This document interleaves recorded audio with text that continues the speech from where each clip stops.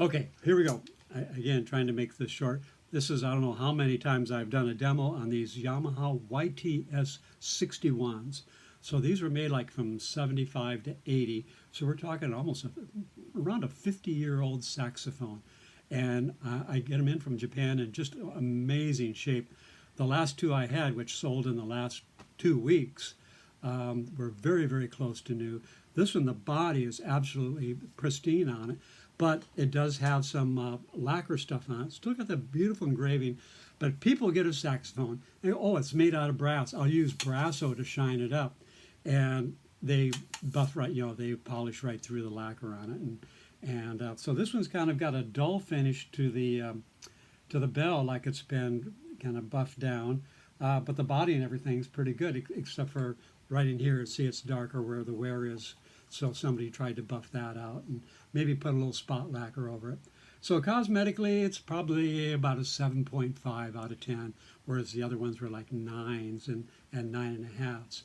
But I just love the real mother of pearls on here. Just beautiful, beautiful pearlescence on the pearl sides, on the side ones, and then on the buttons here. Everything now is plastic. So this is back in the old mother of pearl days. So this is the purple logo series, but as usual, somebody's put a sticker right over the purple logo. And of course, when they took the sticker off, so went the purple logo on it. And what's amazing is, no smashes on the bottom, no dents up the side as usual.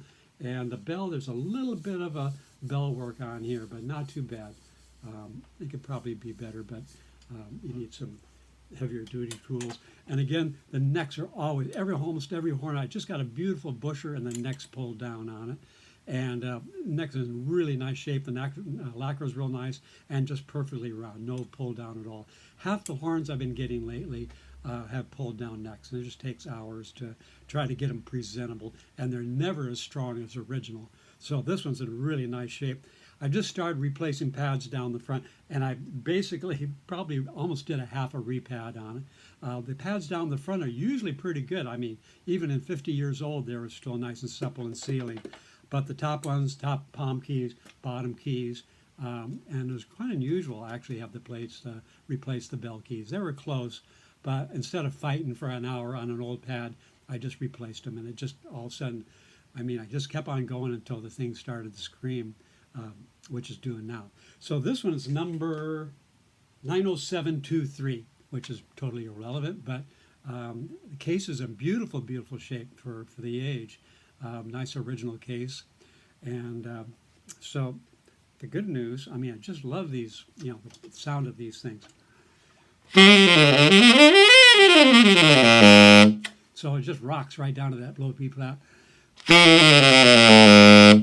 Again, it's got that famous, what they call the racetrack key guard. One of the few saxophones with a key guard over the C sharp thing.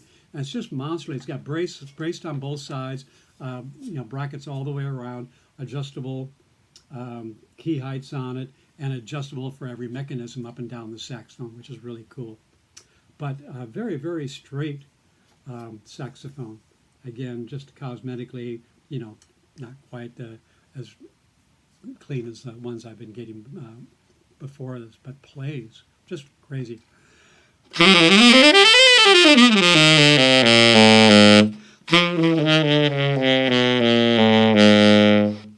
So my thing is, it's got to play nice and soft all the way down to that B flat. But it's just got this big body of sound. I personally think it sounds better than the 62 that came after it. We've done A/B tests a couple times, and the guy wanted to trade a 61 on the 62, and I think he says, I'm just going to keep the 61.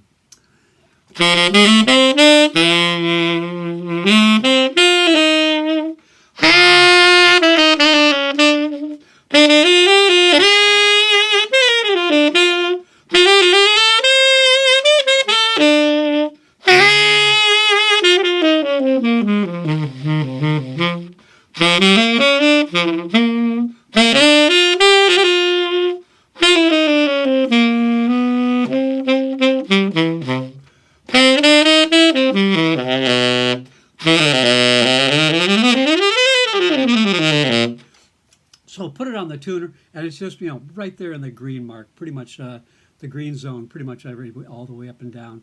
Still got the little screw for your marching lyre if you want to ever go marching. And again, it's a pro horn for under $2,000, which is just absolutely crazy. A student model Yamaha tenor, now made in China, retails, not retail, but the internet discount price is over $2,000, which is just absurd. I mean, I sell, the nice Japanese 62s for not much more than that, which is, again, just nuts that the price of the new horns now, and that they're all made. Kid brought one in yesterday. It was made in Vietnam. I just couldn't believe it. I said, I bet it's made in Indonesia, and it was in Vietnam, which is, I don't know what the difference in the quality, but it's not great. So anyhow, just going to play a little quick thing just for my fun, and anyhow, let's see how this thing sounds.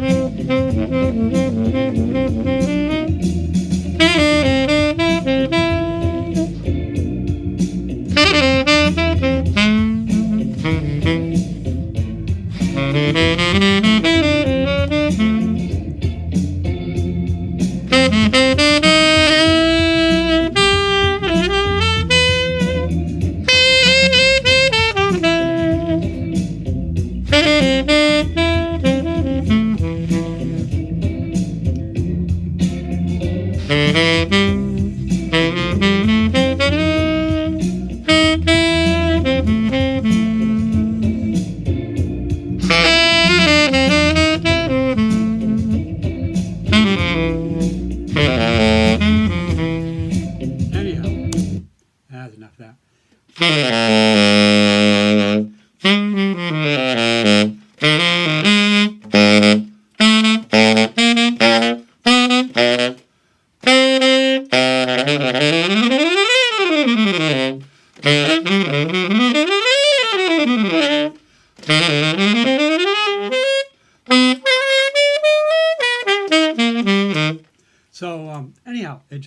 blows like crazy. Put a good mouthpiece on it, and it's just going to be a screamer, even with the stock one. And they did such crazy cool things. The original mouthpiece on it had a ridge down the top, and the ligature had a ridge down the hot top, much like an auto link. So when you move the mouthpiece with the ligature on it, it would stay right on. And all the new stuff, you go back and forth, and the whole, like this one here, this is a metal one. I sold my Rover to somebody. If I just touch it, the whole thing just flies off, which is just crazy stupid. But anyhow, really nice ergonomics, very straight body, and about 50% new pads in it, and the rest of them seem to be sealing pretty good. And killer key guard, killer engraving, really nice. So again, this was the top of the line. You can get the top of the line, pre-62 model for cheaper than the new student model, which is just nuts.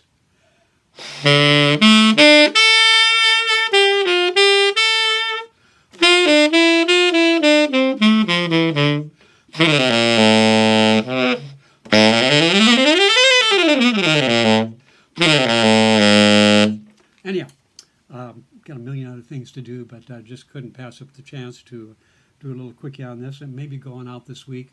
And if not, I think I have maybe one more. I have another one that's just destroyed. I mean, there's no lacquer on it. It's all full of dents, and I'm going to use that for my street horn. I'm just going to do all my fancy stuff to it. I'm going to have all the tonals perfect, completely overhaul it. And what I've been doing is adding like double arms and adding F-sharp helper keys, and G-sharp note stick springs, and all kinds of crazy stuff to hot rod them up. And probably until somebody buys it. So anyhow, adios. If you want to see detailed pictures, go to www.stevegray Saxes, STVEGRAY, Saxes, plural.com. And if you want to make any comments, if they're negative, just keep them to yourself. If they're positive, cool. Glad to hear some of them. And not so glad to hear some of them. Anyhow, we've got to go. Beautiful day on the West Coast. Got done with all the storms and hurricanes and wharfs falling apart and all that kind of stuff. So nice sunny day, big surf, and nice lunch on the cliffs. So anyhow, buenas tardes. Arrivederci.